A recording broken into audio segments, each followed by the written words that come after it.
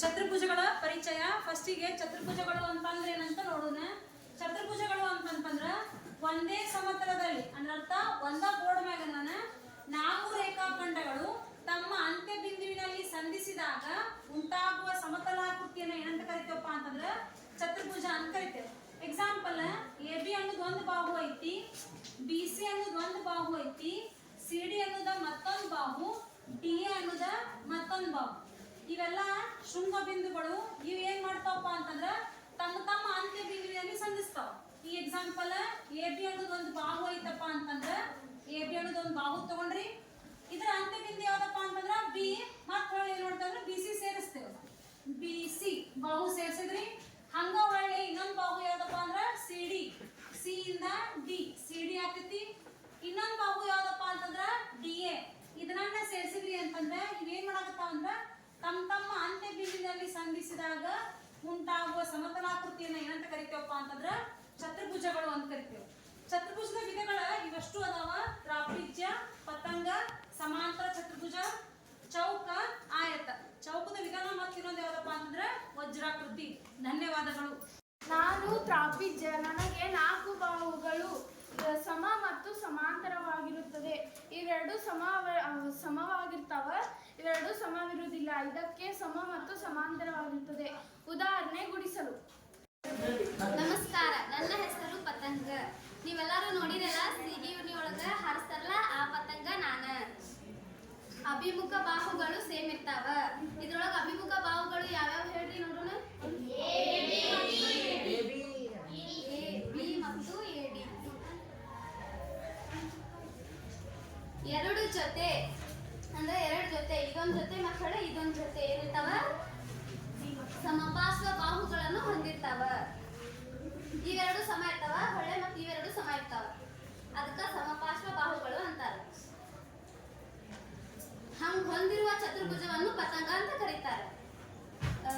ಅದರ ಲಕ್ಷಣಗಳು ಫಸ್ಟ್ ಒಂದೇದ ಕರ್ಣಗಳು ಶೃಂಗಗಳನ್ನು ಅರ್ಧಿಸುತ್ತವೆ. ಇಲ್ಲಿ ಕರ್ಣಗಳು ಅಂದ್ರೆ ಏನು? ಕರ್ಣಗಳು ಅಂದ್ರೆ ಇವ, ಶೃಂಗಗಳು ಅಂದ್ರೆ ಇಲ್ಲಿ ಮೇನ್ ಪಾಯಿಂಟ್ ಇರ್ತಾವಲ್ಲ ಅವ. ಇಲ್ಲಿ ಎ ಕಡೆ ಇರ್ತೈತಿ, ಮತ್ತೊಳ್ಳೆ ಬಿ, ಡಿ ಮತ್ತು ಸಿ. ಇಲ್ಲಿ ನಡುಕ ಓ. ಎರಡನೇ ಪಾಯಿಂಟ್, ಕರ್ಣಗಳು ಪರಸ್ಪರ ಲಂಬವಾಗಿರುತ್ತವೆ. ಇವೇನಿರ್ತಾವಲ್ಲ A O B, A O D, ಇವೇನಿರ್ತಾವಲ್ಲ ಪರಸ್ಪರ ಲಂಬವಾಗಿರ್ತಾವ, ಅಂದ್ರೆ 90 ಡಿಗ್ರಿ ಇರ್ತಾವ. ಆಮೇಲೆ ಒಂದು ಜೊತೆ ಅಭಿಮುಖ ಕೋನಗಳು ಸಮ ಇರ್ತಾವ. ಒಂದು ಜೊತೆ ಅಭಿಮುಖ ಕೋನಗಳು ಸಮ ಇರ್ತಾವ. ಈಗ ಮಕ್ಕಳೇ ಈಗ ಬಿ ಮತ್ತ ಸಿ ಮತ್ತ ಎ ಇಲ್ಲಿಂದ ಏನಿರ್ತೈತಿ ಸೇಮ್ ಇರ್ತೈತಿ. ಧನ್ಯವಾದಗಳು. ಎಲ್ಲರಿಗೂ ನಮಸ್ಕಾರ. ನಾನು ಸಮಾಂತರ ಚತುರ್ಭುಜ. ಚತುರ್ಭುಜ ಒಳಗ ಸಮಾಂತರ ಚತುರ್ಭುಜನು ಒಂದು ವಿಧ ಆಗೈತಿ. ಸಮಾಂತರ ಚತುರ್ಭುಜ ಅಂತಂದ್ರ ಅಭಿಮುಖ ಕೋನಗಳು ಸಮವಾಗಿರ್ತಾವ. ಇವೆರಡು ಸಮವಾಗಿರ್ತಾವ, ಇವೆರಡು ಸಮವಾಗಿರ್ತಾವ. ಸಮ ಮತ್ತು ಸಮಾಂತರವಾಗಿರ್ತಾವ. ಸಮಾಂತರ ಅಂದ್ರೆ ಒಂದು ಈಗ ಹಿಂಗಿರ್ತೈತಂದ್ರ ಒಂದ್ರ ಮೇಲೆ ಒಂದಿಟ್ರೆ ಇವೆರಡು ಸೇಮ್ ಇರ್ತಾವ, ಇವೆರಡು ಸೇಮ್ ಇರ್ತಾವ. ಅದಕ್ಕೆ ಅಭಿಮುಖ ಕೋನಗಳು ಸಮವಾಗಿರ್ತಾವ ಅಂತಾರ. ಅವಕ್ಕೂರ್ ಲಕ್ಷಣ ಅಂತಂದ್ರೆ ಅಭಿಮುಖ ಕೋನಗಳು ಸಮವಾಗಿರ್ತಾವ, ಇದು ಸಮ ಇರ್ತಾವ ಅಂತ ಹೇಳ್ತಾರೆ. ಕರ್ಣಗಳು ಪರಸ್ಪರ ಅರ್ಧಿಸುತ್ತವೆ. ಎ ಓ ಸಿ ಅರ್ಧಿಸ್ತಾವ, ಡಿ ಓ ಬಿ ಕರ್ಣಗಳು ಅರ್ಧಿಸ್ತಾವ.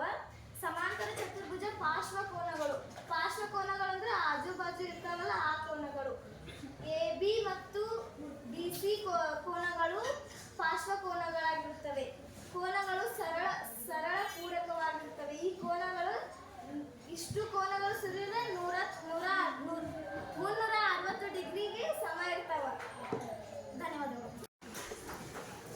ಎಲ್ಲರಿಗೂ ನಮಸ್ಕಾರ. ನನ್ನ ಹೆಸರು ಚೌಕ. ಚೌಕದ ಬಾಹುಗಳು 4, ಕೋನಗಳು 4, ಶೃಂಗಗಳು 4. ಚೌಕವು ಸಮ ಮತ್ತು ಸಮಾಂತರವಾಗಿರುತ್ತವೆ. ಚೌಕದ ಅಭಿಮುಖ ಬಾಹುಗಳು 90 ಡಿಗ್ರಿಗೆ ಸಮನಾಗಿರುತ್ತವೆ. ಈ ಕೊಠಡಿಗಳಿಗೆ ಉದಾಹರಣೆ ಎಂದರೆ ಇದು ಆಗಿರಬಹುದು ಮತ್ತು ಇದು ಆಗಿರಬಹುದು. ನಮಸ್ಕಾರ. ಎಲ್ಲರಿಗೂ ನನ್ನ ನಮಸ್ಕಾರಗಳು.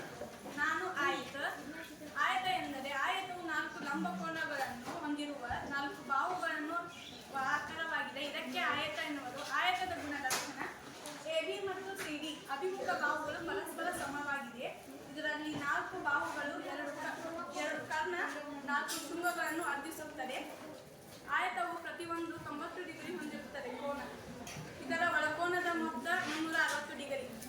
ಇದಕ್ಕೆ ಆಯತ ಎನ್ನುವರು. ಉದಾಹರಣೆ, ನಮ್ಮ ಟೀಚರ್ ಬಳಸುವ Duster, stick, paper, compass, pouch,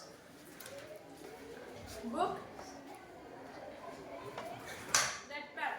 ಮತ್ತು ನಮ್ಮ ಕ್ಲಾಸಿನಲ್ಲಿ ಟೀಚರ್ ಯೂಸ್ ಮಾಡುವುದು ಬೋರ್ಡ್ ಮತ್ತು ವಿಂಡೋ, ಕಬೋರ್ಡ್ ಮತ್ತು ಇಡೀ ಕ್ಲಾಸು ಆಯತ ಆಕಾರದಲ್ಲಿದೆ. ಧನ್ಯವಾದ.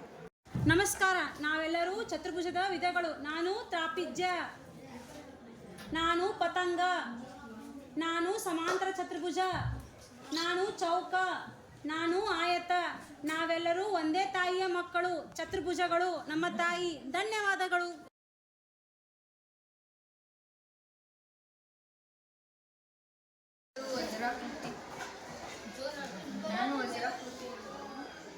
ವಜ್ರಾಕೃತಿಯು ಒಂದು ಜ್ಯಾಮಿತೀಯ ಆಕೃತಿ. ಇದರಲ್ಲಿ ಎಲ್ಲ 4 ಬಾಹುಗಳು ಸಮನಾಗಿರುತ್ತವೆ.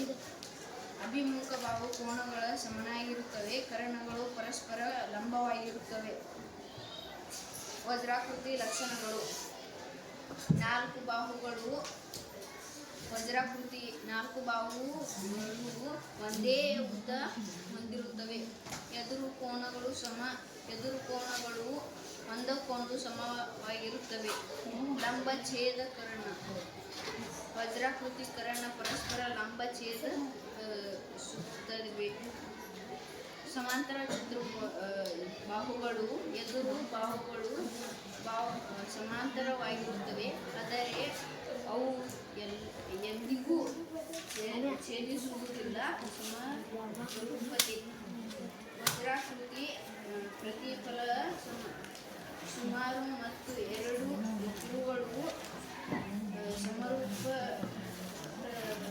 ಸಮರೂಪತೆಯನ್ನು ಹೊಂದಿರುತ್ತವೆ. ಒಂದು ವಜ್ರಾಕೃತಿಯು ಒಂದು ದಿಶೆಯ ರೀತಿ ಸಮಾಂತರ ಚತುರ್ಭುಜವಾಗಿದೆ. ಇದರಲ್ಲಿ ಎಲ್ಲ ಬಾಹುಗಳು ಸಮನಾಗಿರುತ್ತವೆ. ಹೆಸರು ಬಹಿರ್ವಕ್ರ. ಯಾವುದೇ ಬಹಿರ್ವಕ್ರ ಬಹುಭುಜದ ಕರ್ಣದ ಯಾವ ಭಾಗವು ಬಹುಭುಜದ ಹೊರಗಿರುವುದಿಲ್ಲ. ಬಹುಭುಜದ ಒಳಗಿರುವ ಯಾವುದೇ 2 ವಿಭಿನ್ನ ಬಿಂದುಗಳು ಸೇರಿಸುವ ರೇಖಾಖಂಡವು ಪೂರ್ಣವಾಗಿ ಅದರೊಳಗಿರುತ್ತದೆ. ಬಾಹು ಮತ್ತು ಕೋನಗಳ ಅಳತೆ ಸಮವಾಗಿರುತ್ತದೆ. ಉದಾಹರಣೆ,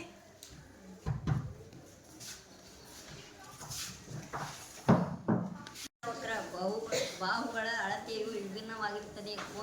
ಕೋನವು ಕೂಡ ವಿಭಿನ್ನವಾಗಿರುತ್ತದೆ. ಉದಾಹರಣೆ,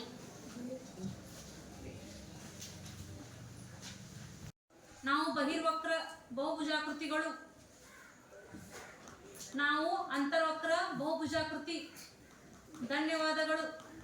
ನಾನು 4 ಬಾಹುಗಳನ್ನು ಹೊಂದಿದ್ದೇನೆ. ಪ್ರತಿಯೊಂದು ಕೋನವು ಅಳತೆಯು ಸಮನಾಗಿರುತ್ತದೆ. ಚಲೋ. 4 ಬಾಹುಗಳನ್ನು ಹೊಂದಿದ್ದೇನೆ.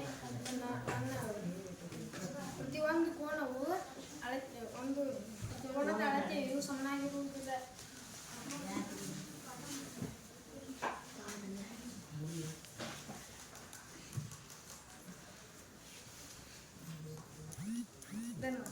ನಾವು ಬಹುಭುಜಗಳಾಗಿರುವ ವಜ್ರಾಕೃತಿಗಳು. ನಾವು ಬಹುಭುಜಗಳಾಗಿಲ್ಲದ ವಜ್ರಾಕೃತಿಗಳು. ಧನ್ಯವಾದಗಳು.